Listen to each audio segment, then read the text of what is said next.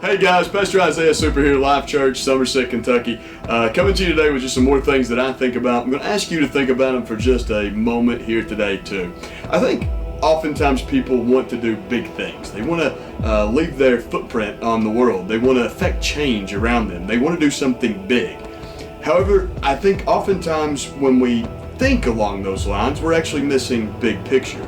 I had this thought, and I'm going to ask you to stay with me here just a moment. What if doing the smallest of things actually could lead to the biggest of things? I want to share with you two verses. First, Luke chapter 9, verse 48.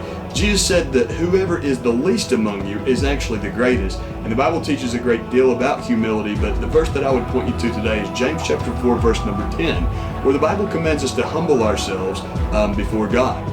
And so I think that when we humble ourselves before God and we're obedient to God and we just do what God has for us in that moment, it can actually, even though society would say that it's small, it could lead to something so big. I'll give you two examples. There's many of them in Scripture, but the first one comes from 1 Kings 19:19. It's the first time that we meet a man named Elisha. He's actually, he would be on the Mount Rushmore of Old Testament prophets. He actually received a double portion of the power and the Spirit of God that Elijah had, his predecessor.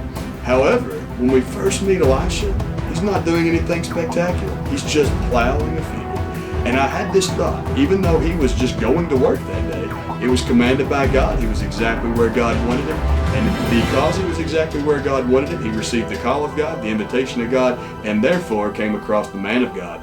The second one I would give you is King David, a very popular and polarizing character in Scripture. He's known after a man after God's own heart. He's the king of Israel, and also, most notably probably, the killer of the giant Goliath. However, the very thing that led David to the battlefield that day wasn't anything big. It was something very small, in fact. All he was doing was delivering some food to his brothers who were stationed there at the battle at the behest of his father. Could it be that just the most simplistic thing of David honoring his father, as the Bible said, led to one of the biggest and most monumental aspects of his life? I think so. I'm Pastor Isaiah. That's just some things I think about. What if that which is little actually could lead to that which is big?